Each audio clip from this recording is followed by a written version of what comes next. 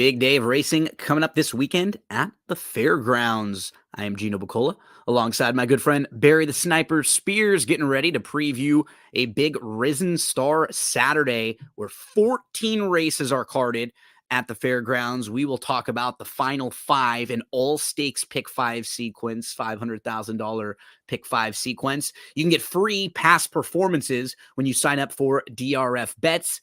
Sign up right now, use the promo code STAKES, and you will get a $200 match deposit bonus. They'll give you 10 free past performances. Then every time you bet $50, you will get credit for another free set of past performances.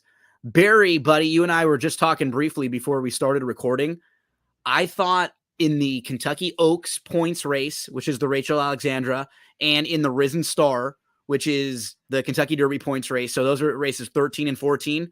I thought they were the most contentious filly prep race we've seen so far, followed by the most contentious 3-year-old boy prep race that we've seen so far. These ones on paper look like they're really strong.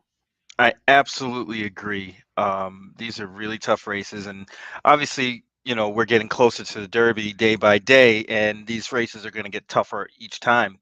So, these are like the separator kind of races before we get to the final preps, and then ultimately the Derby. But yeah, these are some tough races. Very interested to see who wins. Not only for my pockets, but just in general, just to see who's headed over to Churchill Downs. Moving forward. So they do a Derby watch segment on DRF with Brad Free and with David Aragona. And so they'll check in like once a week now, moving forward from now to the Derby, kind of who's hot, who's not, right? Who's moving up the ranks, what happened over the weekend, what would the odds look like today? Of the 20 horses they have in their Derby Watch 20, 5 of them are in the Risen Star. Key So, race, for yeah. for the Derby preps. I mean, last weekend at Tampa, there was a decent prep race, but I don't think any of those horses, or not too many, are going to come out of there and run in more preps. Um, so we'll see. I mean, I don't gather a lot of those horses are going to come back in the Tampa Bay Derby, but that remains to be seen. But these horses have been out in Louisiana, running at the fairgrounds, and they're kind of going through that progression of those races, and it's tough, man. These are tough races. Before the Oaks points race and the Derby points race, there are a couple other stakes races that are very, very challenging, and we're going to get into them right now because they begin an all stakes pick five sequence, races 10 through 14. The first one is a mile and a 16th on the turf course. It's the Al Stall Memorial, Barry, and we have fillies and mares, 4-year-olds and up. Most recently, we saw the number 3 Creative Cairo win a similar race, prep race, kind of along the path here with a lot of the same type of horses. Joined the Dance was second that day. They both beat Lovely Princess, who was favored in that spot. Creative Cairo joined the Dance. They both show back up here with a couple other players, a horse like Spirit and Glory. She makes a lot of sense on paper, but we haven't seen her since August. So kind of starting point, a couple of the horses who feel like they'll take a good bit of support in here. Yeah, you definitely nailed it. Spirit and Glory is the morning line favorite, but I have a feeling that one won't be the favorite. And the horse that I kind of like, I mean, there's no real surprises here. Is Creative Cairo. I think having those races over this track means a lot more. Not that Spirit and Glory can't win, but that running style that he has, or she has, um, isn't all that conducive on at the fairgrounds, and being up a little bit closer, which Creative Cairo will be. I think that will make the difference. I saw another horse that I wanted to give a nod to at a decent price, is Fancy Martini, the 7 horse. Didn't run all that great in that race last time, the Krantz Memorial, with Creative Cairo, and joined the Dance. But this horse has some back class and back kind of races that can win this one. In particular, the September 15th race at Churchill, where he won kind of going away at a mile and eighth. Um, that field might have been a little bit tougher than this one. So We'll see. I completely agree about Creative Cairo. And really because if you go 2 races back, she ran a bang up race when she lost to Lovely Princess that day. When she almost ran her down and Lovely Princess got a much better trip and Creative Cairo was way out in the middle of the track. And so she was super live last time and she was very impressive. And prior to that, she's behind Tufani, who comes back to win next out, and Arkali Kim, who we've seen and we just talked about at Gulfstream not long ago. It's a really, really sharp horse who had won 4 in a row before losing in the La Proviant, but finished second that day. So just looking at the company that she faced and how she's been running overall, I think she's the one to beat. I will mention another price in here, though, that I might throw in some exotics. This one does have a little bit of a Barry angle as well. We look at Girl Named Charlie, who is a filly that last year, early in middle of 2023, was competitive, was in races like very similar to this, right here at Fairgrounds, and then stepped up and faced graded stakes company like Heavenly Sunday and Mission of Joy. And that level of horses just seemed like it was a tad too much for her. She's not really running bad races, a lot of these races. I think she's just running into horses that might have been a little too much. And towards the end of the year, her last couple, it seems like she just went a little bit south.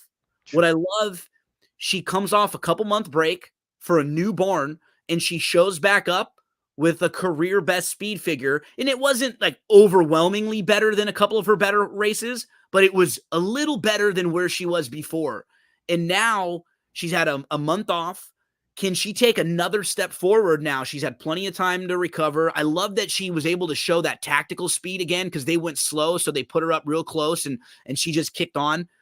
I think she's a bit interesting in here as at least a big price horse that can outrun her odds. Yeah, I'm with you, and definitely of note here is she runs better when running with Lasix. I mean, you Yep. can see that And she obviously all loves throughout. fairgrounds. Yes, and she loves the track. So those are two things in her favor, and she's going to be a big price. And yeah, she's definitely getting thrown in exotics, like and tries, supers, even exacta. I mean, this field isn't all that super strong. No, it's just a big field where a lot Right. of things can happen, right? You can get in Exactly. traffic, a lot of weird stuff, but there's nobody that really scares the heck out of you. No, and If, I like how they're taking this shot too, me because too. this is the right place. Only problem is she's trained by the same trainer that we like the other horse, Creative Yeah. Cairo. But Yeah. we've seen people run 1-2 all the time, so it's not out of the realm of And possibility. maybe just being drawn more to the outside, it'll force them to be a little more aggressive. Just put her in the race a little earlier so she's not hooked way, way wide, and maybe she can just sit close and get the jump on some of the deeper horses. Join the Dance tried to do that last time. I think Joel rode her really well. Oh yeah. He put her in a good spot. He got the jump on Creative Cairo. He was just second best that day. Yep. That's And exactly it. now I'm a little worried that it was like that was her race, right? The last one, and she got the jump. Now she's going to be a little more parked out here. Her trip might not be as good as the trip she just got in that last race. So maybe a little difficult, but she fits class wise with this group. She's not far off. I'm just a little more worried about the trip she might get today. Yeah, I think from the 13 hole, they're going to have to force the issue or just completely drop back, and neither situation works out because No. there's a lot of speed in here. Yep. Right next And door. right, exactly. Truck. You got the 9. Not so close. Not the 8. Not so close. Exactly. At least those couple are going to be humming it early. You throw in a horse like Lady Wears the Ring. They'll also be forwardly placed. So I thought the same thing. I thought they'd be going pretty quick. Yeah, horses like this, I would toss in a race like this and bet them the next time because completely agree. They're like pattern horses, right? You want yeah, because they're the types of horses that we bet and we give out. So that was the race that we were hoping she won last time at around 8. She was 15-1. I think she was 8-1 ish on the morning line, and she floated up. And that was the type of price horse you're looking for on that day. She doesn't. So now I'm just not sure there's another step forward right now for her, and she'll probably not be in a good spot, and the price will be better next time. It's just following the pattern of these horses too. So yeah, fun way to start the pick 5. Challenging with a couple logical horses that you feel like are a cut above, but because you have the, the 5 coming off a layoff, and even with the 3's running style, sometimes she can get caught a little too far back. If that happens, then they're certainly beatable in this race, and a challenging way to kick off the pick 5. Let's get into the graded stakes parade. We have 4 in a row, a couple grade 3s and then a couple grade 2s. First up, it's the Mine Shaft, Barry. They're going to go a mile and a 16th here on the main track. These are older horses. And when we saw Smile Happy last time, on paper, he looked so good with the way the race was going to shape up. On paper, it looked like there was a couple speed horses. Didn't play out that way. Saudi Crown got the lead and jogged. So what's funny is I can take all the horses behind Saudi Crown in that race and say, they weren't going to win that race with the way it shaped up. We can eliminate it. On the flip side, I would have liked to see a little bit of something from Smile Happy. I mean, that was the worst. Just taking the Derby out of it, that was the worst race he's ever run by far. I mean, he did not even make a dent, show anything. So it's like you got the little devil shitting on your shoulder, and then you got the angel on the other one, and they're talking back and forth. That's sort of how I feel with Smile Happy. Yeah, I mean, he's really been kind of inconsistent, throughout his career. And it's like when he runs, you don't know whether you're going to get the horse that's going to spring to the front. When he beat West Willpower and Art Collector at Churchill in the summer, and then you get a clunker like he did the last time for really, I mean, he was up against it, but still should have ran better than what he did. He kind of packed it in. Yeah. I've always had a tough time trying to predict when Kenny McPeek's horses will run good. That's why I think Price, at the very least, if he is in the 5-1 range, he's worth a shot. Yeah. Right. At least you throw him into your pick 5 or your pick 4, because you're not taking him at 5-2 like he was last time again. But if he does get bet down in this spot, I don't love him. The price has to dictate it, I think, with the way that you play him in here, because that just didn't seem, there wasn't enough of an excuse for him to run that poorly in there. Sure, he gets beat. Nobody takes Saudi Crown on, and Saudi Crown wires the field, sure. But he just, off the bench, he wasn't fresh at all. It was, so. I mean, honestly, a lot of this race hinges on what Gasoline and Notary are going to do. Yep. Because Best Actor, if that horse gets a lone lead, it's over. It's what happened with Saudi Crown last time. Right. And it's the same race. And honestly, Best Actor, when he does get challenged, he can kind of, he's versatile enough to kind of sit back, but I don't think that's his best. I mean, the horses he was beating doing that, even in the Smarty Jones, he was really on the pace. The time before that in the Indiana Derby, those horses weren't really that good. But his last 2, he's got lone leads, really easy leads, and he's finished it pretty good. I would hope with this return back to Stakes Company that this horse gets challenged early and kind of opens it up for other possibilities. The key is Johnny V, right? Absolutely. I think Johnny V jumping aboard Gasoline after seeing that Gasoline had shown speed earlier in his career, right? And I'm not just looking at the race where he wins going 51 and change. Earlier in his career, this horse was a horse who was right off the pace going 23 flat. So he has a cruising speed that they can use, get him in position if they want to. What ends up happening sometimes is once or twice, sort of by accident, he's off the pace and he wins that way. And then you start making that his game and see, like, he ends up going from 2 lengths back to 3.5 lengths back to 5 lengths back early. And that's different. Sitting 2 lengths off is not the same as sitting 5 lengths off. Definitely not.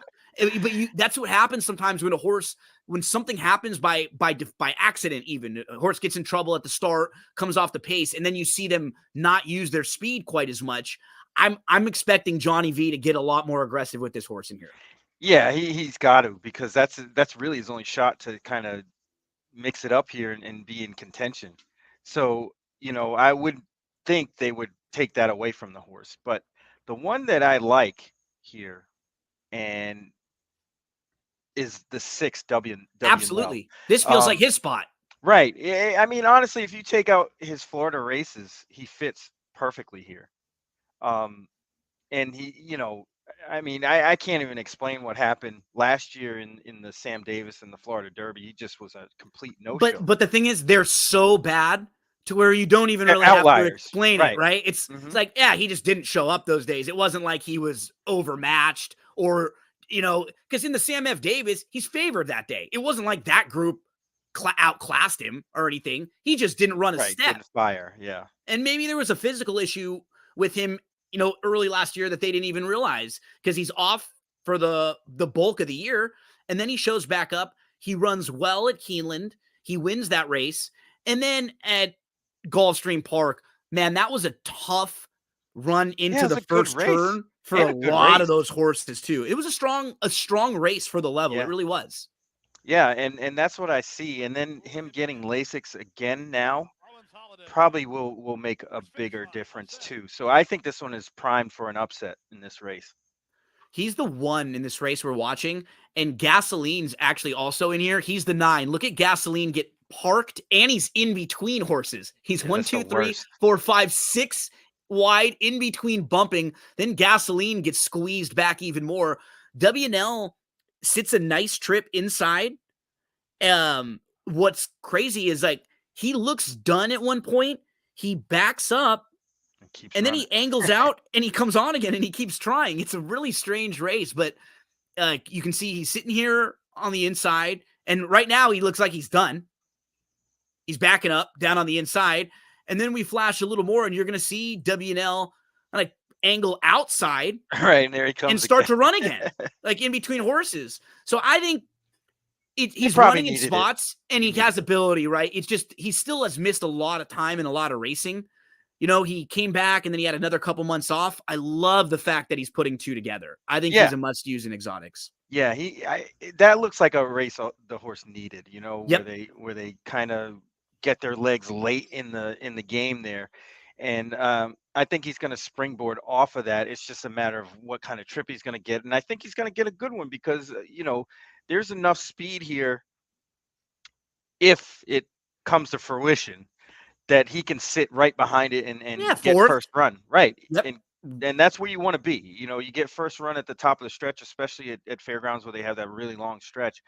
Um, He just needs someone else to do some of the dirty work for him. exactly. And Right. He, I he's think, not going to do that himself and then hold on. He needs someone else to go out there, put a little pressure, and he could benefit. And Saez could have him in a really nice spot. I mean, he was in a good spot early last time out.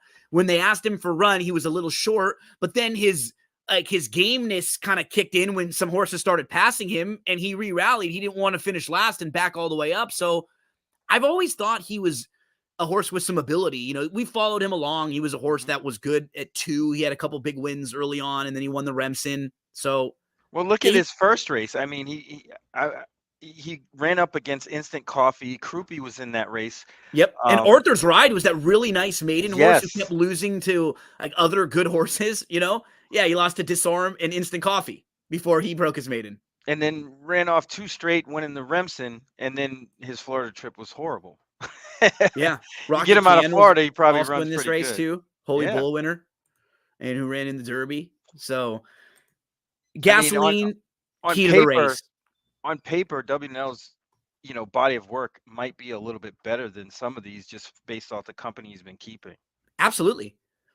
I felt like Money Supply and Notary coming out of that same race. Like Notary might get a nice trip in here. I just think they're a little soft, maybe just Yeah. a little cut below some of the better horses in here who are probably a little more graded stakes winners. I thought Happy American and Red Route won with the kind of murky pace scenario. I think they'll be just too far back. Yes, I agree totally. Like They're there dead could be closers. some pace, and if that happens, then it'll help. It would help WNL, like we said. It could help Smile Happy, the horses that are sitting in a better spot. I just don't like the deep closers in here because I'm not positive they're going to get the trip they need. I agree wholly. fun version of the Mine Shaft here, Grade 3 Mine Shaft, coming up in race number 11 on Saturday at the fairgrounds. Let's move to the Grade 3 fairgrounds. This is a 1.125 mile turf race for 4-year-olds and up. And once again, the key to the race will be strong quality. And can anyone go with strong quality who is very good when he's able to get a loose and lonely lead? Now, all that being said, he almost got run down by Beatbox last time, getting a lonely lead. And now he will have to go farther in here and prove that he can get the 1.125 miles, which we've never seen him do. Yeah, that's the question for me more than it is the pace scenarios is can he really or does he really want to go a mile and an eighth? I mean, certainly can get it, if the circumstances are right. But I'm not sure. I mean, the times that this horse has kind of been over a mile and a 16th without an easy lead or even with an easy lead, he He's kind of still, backs up. yeah. Um, and it's I tough. thought he had won easier until I watched it back. And then I remember like Beatbox was really getting to him, and strong quality was kind of getting a little bit out in there too. And so as much as he does look like complete lone speed on paper, he really does. There's nobody that's naturally as fast. Maybe someone wants to try to get a little more aggressive, but he still should have that big commanding length or two early lead. Yeah, and that's concerning. I mean, I would think that Beatbox will probably try to get to be a little more forwardly placed, and the Yeah, 11 Gigante those are the um, two, right? would want to go, and maybe even the 12 if the 12 And stays in. have to because of the post. Right. So that might, force strong quality's hand a little bit. And I kind of want to throw one downfield here. There's two horses that at a prices that look okay to me that given that kind of scenario would pick up the pieces. The first would be number 5 Palazzi. This horse has been steadily getting better, race by race by race. Kind of went, I think, too far the last couple. So you actually the last 4. I think a mile and an eighth is really what this horse wants. Mile and a quarter, you can get it, obviously, but I think this is more in his wheelhouse. He ripped off 3 straight at Woodbine to midsummer into the fall and kind of tailed off. But I think this is a really good spot for a horse like that. You get Cassie, who does ride Tyler quite a bit. They haven't been hitting all that well, but this one seems pretty good. I mean, in the Conley, this horse was favored that day, and really didn't run all that well. But And maybe that we was a can prep. excuse like you said, both the distance of the last couple, and you have 2 of them are on yielding turf. The last couple times he's been on the grass, maybe we can build a couple excuses in there. Well, I think nobody was he's beating Nation's Pride that no day. He way, he ran it at the absolutely Canadian Indian National. So, and this horse didn't run all that bad that day. no. Just Nation's Pride and the top 2 were really better than everybody else. He started moving, and when he started to move, he kind of moved into it, and then the top 2 couple moved and separated. You can see Royal Champion was 7+ clear the 3rd place finisher, and then he's right in there with the rest. I think he's a must use in here if you're using some others. He fits at 15-1. Let me give you one down inside. I thought the 2 Chasing the Crown was a player in here. He is a horse who lost a strong quality going 7.5, but was not that far behind him. Since then, he won at Churchill. He comes back. He's behind Easter, and Easter has come out to Southern California. He's won back-to-back graded stakes recently, and Easter has won 3 in a row. This is a really nice horse, too, who's up over $560,000 in earnings. So you're losing to a horse like Easter, who, if Easter was in this race, he would be heavily favored. Mm-hmm. And so why I'm pointing that out is because, I look at his form, and while he doesn't have graded stakes races on there, I know he was right on the wire with a graded stakes winner. So in my head, I'm not quite as concerned that, he's stepping up and probably facing a little tougher. He's certainly been capable of keeping company with good horses. He's still lightly raced. He's only raced 10 times. He's only missed the board once. He finished Once. fourth that day.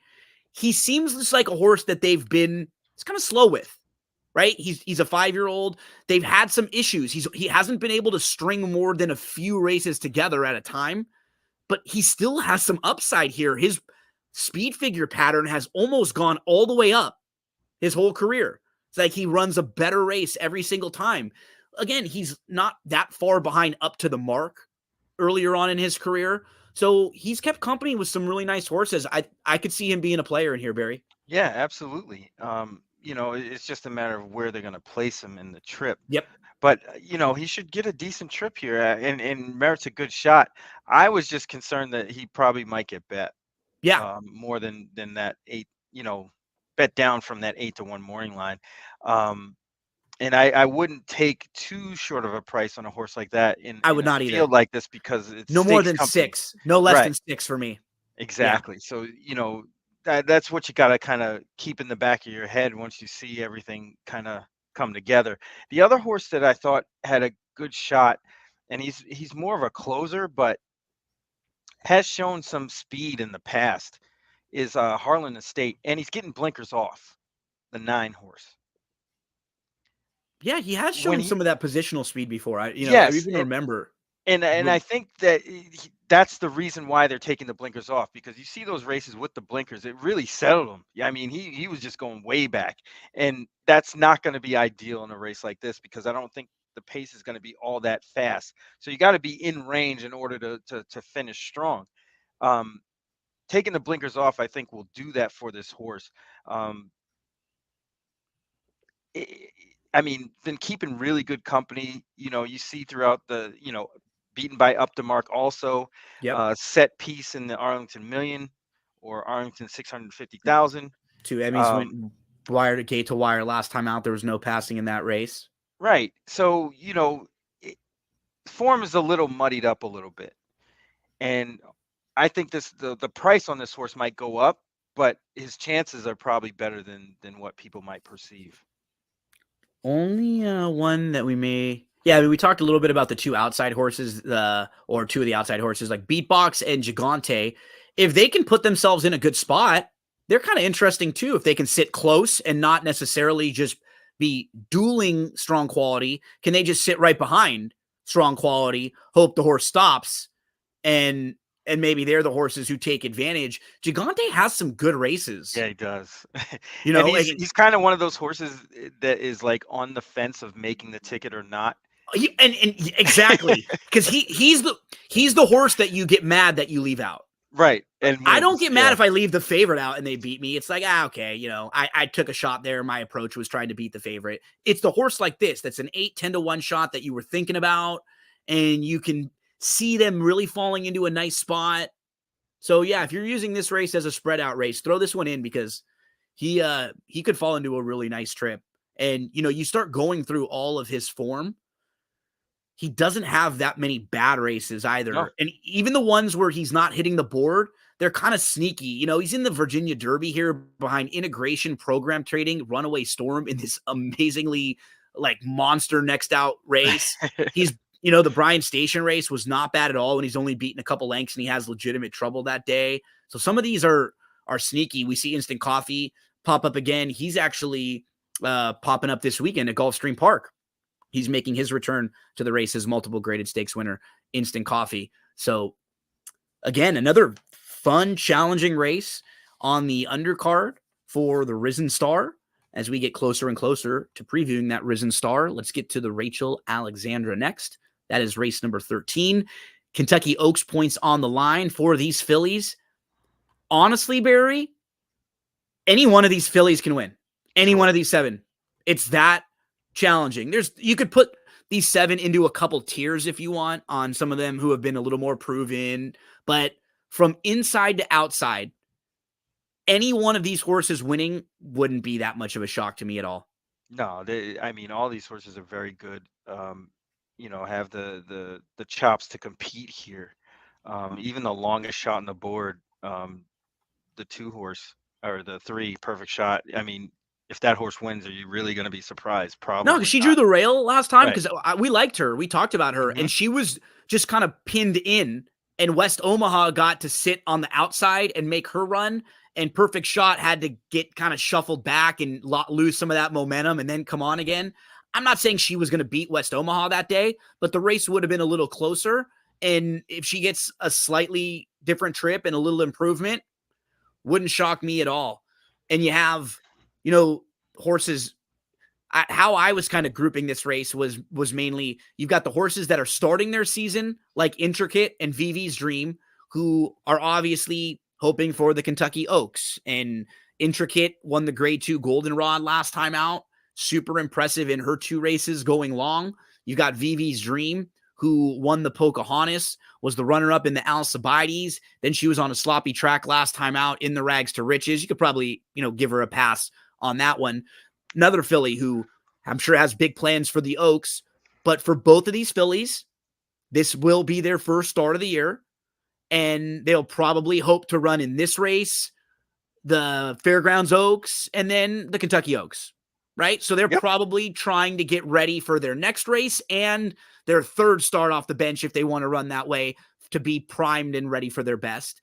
And you got a couple other horses that are like Alpine Princess and West Omaha, who are more of the now horses, who are just a little bit sharper because they've got some more recent races and a little bit more seasoning. And maybe they're not quite as good, and maybe down the line they may not be as good, but they might be a little more ready for this spot.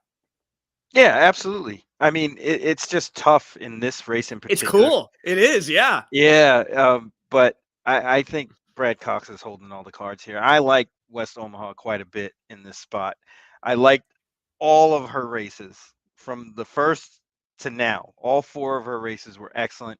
I know she got beat in the Untappable, but followed that up with a really nice score in the Silver Bullet Day, and I think that one was the key. It looked like the horse kind of figured it out and just finished really strong.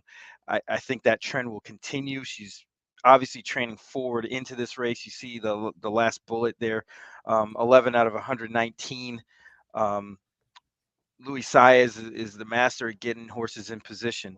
Um, Alpine Princess, one of the other Brad Cox horses, and there's another one, the Inside Horse, who I really don't like all that much, but man, you can't really count that horse out either. Yeah, what Um, what is nice about her in this race is that she has shown some real versatility.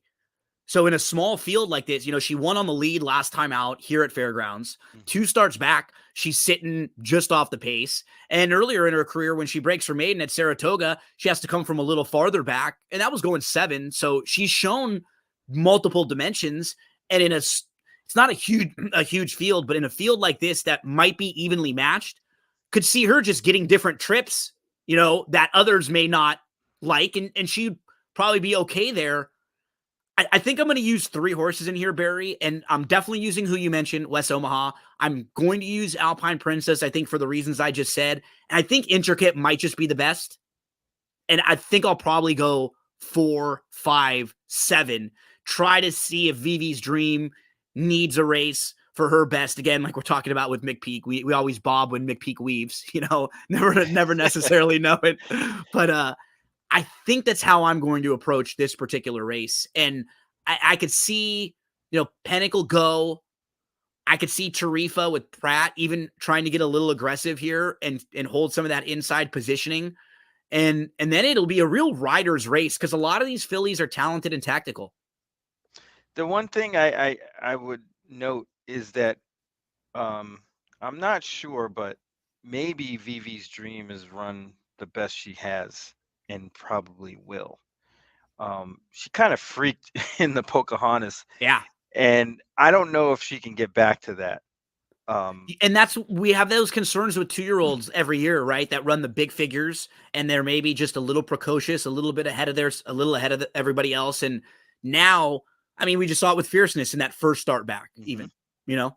Absolutely, and it's definitely something to think about because these are lightly raced horses, and it's hard, to really get a good gauge on what they're going to do off the break. I mean, even a horse like Intricate, who has talent, you've seen it. Um, Hasn't been out since November 25th. And they may be So asking her to work hard kind of in between horses to keep up in a spot, you know? right, and there's very little margin of error though, as far as the Oaks Trail, because if she runs okay here, I would gather they're going to go to the next spot. But it's like, You are they better run really well going to be there. right? Exactly. So they got to win one of these races or finish second in both. Yep. Um, so it's a tough task, especially with these lightly raced horses. We've seen horses just throw clunkers in for whatever reason, especially these young ones that are still trying to figure out how to run. Really cool race. Just nobody on the morning line above 10-1. Tarifa, who's now going to step into stakes company, she lost to Denman Pearls, who's a nice horse, and Ice Cold. She's won her other two. Super talented. She won on the undercard of the Lecomte Day, where some of these horses were in other stakes races. Pennick, he won and was really impressive. This is just a lot to ask. Going from 5.5 on the slop to a mile and a 16th, or for her to ask against other seasoned horses, stakes, graded stakes, quality horses. Yeah, I mean, obviously that horse is probably going to be on the engine along with, Alpine Princess probably pressing the pace there. Yeah. And it just looks like that one is just the rabbit for everybody else. Yeah. Super talented. And on speed figures, she's not completely overmatched. It's just making your second start in your career and your second start back off of that long layoff. I don't know if there's quite enough seasoning yet, but if she runs well here, she might be the type of filly that you keep an eye on because, she may be one of those really talented fillies that's just ahead of herself and with more foundation. Keep an eye on her. A cool filly prep race, by far the most interesting of all the filly prep races so I far from One a other handicapping thing before standpoint. we move Please. on. It's really going to be strange how this race is going to be bet. I completely Because agree. I would think that Vivi's Dream would not be 5-2 at post time. I think Marcus Hirsch said he thought fifth choice Yeah, when I he was gonna posted, and he say knows this circuit better than any, right. He's there every paying day. attention to him and writing articles and previewing these races. And I don't think she's favored at all Yeah, here. I don't see how that's possible. Intricate either. I would think Alpine Princess is going to be the favorite. That wouldn't Um, shock me. Yeah, I or wouldn't be West shocked if Omaha. me too. I think those are one. I wouldn't be shocked if they're 1-2 prices. Those two. Yeah. Yeah. So yeah, I mean it's going to be interesting. I mean look at Vivi's Dream last race is 19 cents on the dollar. It's crazy, and lost. And even prior to that, after that big effort in the Pocahontas, came back and was a little disappointing in the Alcibiades. Lost to a horse named Candied. But the thing about Vivi's Dream, and maybe I guess we'll see, she has taken a ton of money in all of her starts. Every But this time. feels just different. Like this group does feel a little more challenging than what she's been dealing with. And you have some sharp horses right now. That is the grade 2, Rachel Alexandra. Barry, as we turn the page to the Risen Star, tell all the folks out there about Going in Circles, Big Mondays, what's going on with you and Chuck Simon, and everything that you have going on. Yeah, we're doing what we do. Our opinions are on our podcast every Monday. Big Monday show, which really comes out on Tuesday. I guess that's the misnomer. But yeah, we have a good time, discussing the races and discussing the issues within the sport. Um, and even offering up solutions every once in a while on how we can try to fix this thing, to keep everybody in the style they're accustomed to. But it's something that we love doing. It's not like we get any kind of payments from anybody, so we're kind of independent, and we're allowed to speak freely, and that's what we kind of enjoy about it, because in the racing media it's not always that easy, um, but it gives people a kind of a soundboard, and we're always open to feedback, questions. We interact with everybody, so it's really good. At least for me, I love it because I get all kinds of perspectives from every angle of the game, and Chuck is so knowledgeable in all aspects of the game. He even in harness racing, he knows a lot about this industry, and I've learned so much from him. And you should give it a listen if you haven't already.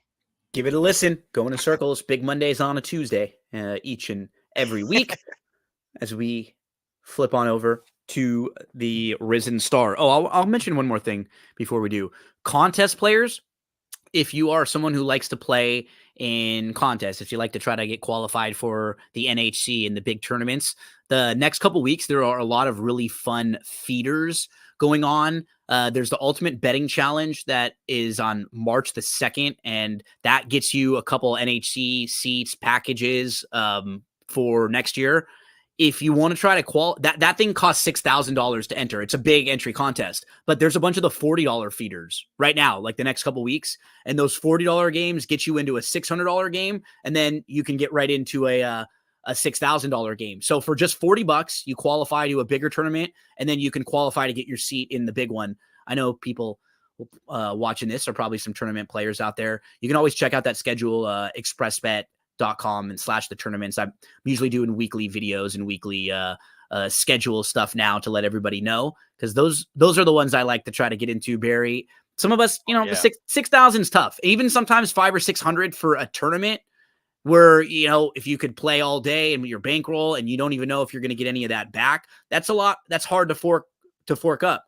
But $40, some of these tournaments in the middle of the week, that's a nice way to try to get in. And, if you're playing in a $6,000 tournament and you only spent $40, you already feel like you won. Right. I've done it. I mean, that's how I kind of played when I did play tournaments all the time. Get in early in the week and then, attack it on the weekends in the bigger tournaments. And your ROI is that much better, because you get in for 40 and you're into a let's say a tournament for 20,000. You place in that tournament, you're way ahead of the game. We're going to get you some winners right now for the Risen Star. Grade 2 Risen Star is going to go as race number 14 on Saturday at the fairgrounds on this marathon card. This one's going at 7:17 p.m. Eastern time, Perry, late into the evening, even on the East Coast there. And wow, just going through horses who are talented major players right now. I mean, Honor Marie earned a 92 Beyer speed figure, winning the Kentucky Jockey Club. Sierra Leone was in the Remsen, ran down Dornich, took about a length lead on one of the most biased tracks you'll ever see, where everything inside was winning. Nobody was closing. This horse came from way out of it, took the lead, but then Dornich comes back. You've got Moonlight for Pletcher, who's been in a couple stakes, and you just get the feeling that he's better than what he's shown on paper. Real Men Violin was the runner-up in the Jockey Club. Hall of Fame earned a 94 Beyer and has been a real buzzy horse over the last few weeks. Catching Freedom, I feel like this horse might get forgotten about in here, and he's just done very little wrong. He won the Smarty Jones, and he's won 2 of his 3 starts. Cardinale was impressive, finishing second last time out, the Change of Command. And you got Track Phantom, who's won 3 in a row, won the Lecomte last time out. This is a legit prep race. Yeah, this is a tough race to handicap, because they all look really good, and in any given scenario, one of these horses obviously would win. And it could be anybody. I really, the only one that I would say are the 2 inside horses that probably don't have a shot, just because they're just slow. But everybody else has a real shot. So there's 10 other horses that could jump up and win this. And I'm not going to, side with any favorites here. I normally don't. But I thought Moonlight stands a really good chance in this race. And I'm very interested to see how horses come out of those races at Aqueduct, because the surface has been really, really deep. And when it's wet, it gets like quicksand. And we've seen it last year when Fierceness came out of a race at Aqueduct into the Breeders' Cup. And that horse just was better. Like his first race was really, really strong. His maiden breaking race for Fierceness was really strong on a wet track, and then went to this wet track again at the same track and didn't run a step. So it's real finicky surface, and I don't know if this horse is actually going to run in this spot, because he is dual entered into a race earlier on I the think the card. plans at least were early in the week to run in this spot. I hope he does because I think he has a really good shot. And then the other one is the one next door, Real Men Violin. I think that one is definitely on the rise in learning. You can see through the past performances, this horse is getting better and better, better, never out of the money. Um, and I don't expect anything different. But then you got the McPeak factors, like when is this horse gonna kind of run? But this one runs every time, so hopefully that trend will continue. Hall of Fame right next door. He's kind of a tough one for me because he was close up. His rival, he was kind of close up. He pushed, then he put away the rival, and he crushed the field. He's in a little bit of traffic early in his start. He couldn't make up a whole ton of ground late in that race. Mm. He's, I mean, he's really intriguing because we see the big figure, but I don't love him as a top horse or anything in here. The horse I mentioned kind of previously, I would not be shocked if Catching Freedom gets a little bit forgotten about in this race. I Yeah, could see him being like 6 or 8 to 1 because I feel like Hall of Fame is going to take money. And I think Sierra Leone and Honor Marie are both going to take money. So I do think Catching Freedom could float up a little bit. You got to go through his form overall. His race at Oaklawn Park last time out in the Smarty Jones, he was squeezed back a bit in between horses. He was inside. He's about 5 lengths off, and he had to go really wide. It took him a little bit to switch leads, but when he did, he kicked away really nicely. And I think he's got another gear to move forward on. Lost to a horse named Parchment Party in his only loss. This was a strong race. Parchment Party came from way out of it. This is a nice Bill Mott horse who I think, unfortunately, they said they're going to have to give a little time off. And First World War, who was second in this race, we just saw come back to finish second in the Mucho Macho Man and then won the Kitten's Joy on the turf. Third place finisher, came back out of that race to win an allowance race at Churchill Downs. So I thought overall, in a contentious race, this is one that I'll definitely be using him with a few others because I could see him kind of getting lost in the mix a little because he doesn't have the monster speed figures like a couple others do, and he's like a little more workmanlike. Yeah, I totally agree. He could definitely get overlooked here. One thing about Hall of Fame I do want to note is, they obviously paid 1.4 million for him, but theoretically, I mean, you see the buyer numbers of 94. How much better can this horse actually get? In this And start in just a month, not even a month. right, and that's what gives me a little bit of pause on that horse. Is like, well, you ran this big figure. I would say you'd probably have to pair that up to win this race. I agree. I would rather see a horse kind of jump up and run a bigger figure than the horse kind of coming down or backwards. Um, that's just, I guess, personal preference. Me too. Same way. I mean, just But look at the progression that we've seen from Real Men Violin or from Catching Freedom, where you see these horses progressing a little bit. Even a horse like Moonlight, who you can give it a couple excuses for poor performances on off tracks, most likely go back to the dirt, hope he can get back to that form. Same thing for Sierra Leone and Honor Marie. You saw them progress. Now, can they take another step forward after having time off? They've got time off now to mature a little bit, to get a little bit older, to grow and develop. So it sounds like you and me are both a little cold on Hall of Fame. yes, I think yes, definitely. it's not like just kind of talking it out here because I agree. I just like some of the others in here a bit more in this spot. It wouldn't shock me if this horse is really talented if he runs like a bang up second in here or third, something like that. But and that's how I'll know he's really, really good. But if he wins this race, this is going to be a lot to ask for him, wheeling back in less than a month against some other real seasoned horses. Yeah, and another horse that I'm kind of cold on is Sierra Leone. I didn't even like his reps, to be honest. He probably should have won that race and flattened out. And I think with the door knock thing, I think that he quit more than door knock came back. And that kind of concerns me a little bit, especially at a short price. That's why I'm kind of looking elsewhere. I don't think Sierra Leone is going to be favored in this spot. I think the morning line is a little bit off. I could see, Track Fandom taking a lot of money, just because of all the speed that he has, and it doesn't appear that there's a lot of speed, but I think the 9 might be able to get out and go, and maybe a few others will kind of have to The change horse to the tactics in outside order of to him, compete. Yeah, he could really be a nuisance. B Dancer, just coming out of a 6 furlong race and making life difficult on Track Phantom, because I will say I tried to beat him last time, and he's the type of horse who I've tried to beat a couple times.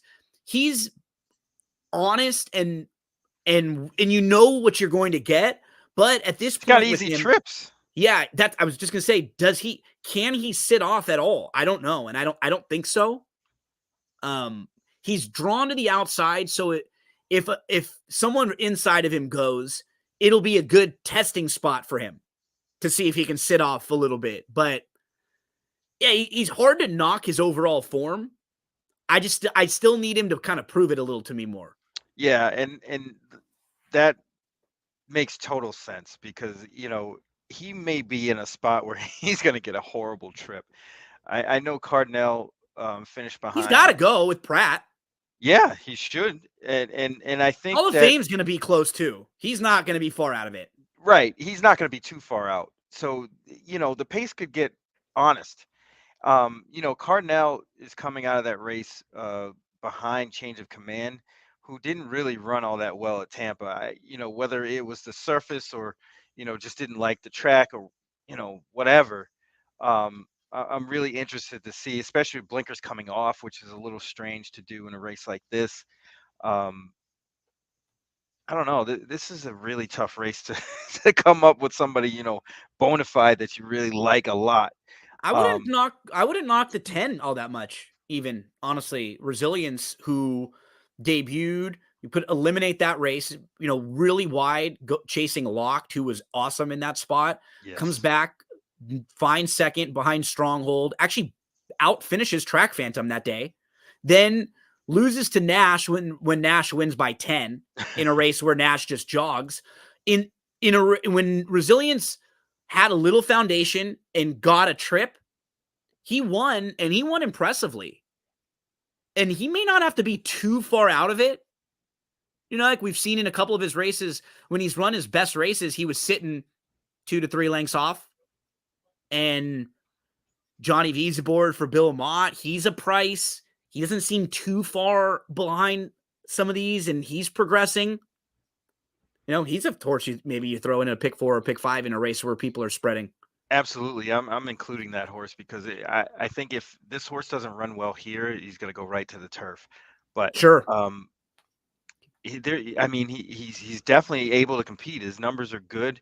He's right there with all these horses. It just needs to step up a little bit, just like everybody else for the most part, other than Hall of Fame, who's run a big number.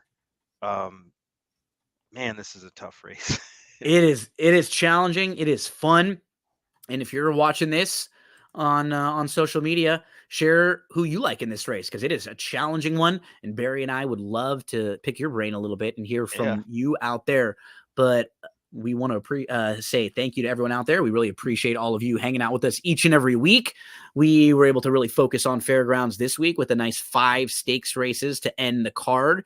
And Barry is here with me each and every week talking wherever the biggest races are. I think next week there's some good racing at Oaklawn. I think they have the Southwest and a couple other, or the Rebel. No, Southwest, right? Southwest, yeah. Southwest and then Rebels in March. And they have a few on the undercard. So they'll be sort of the focus of the racing world next week.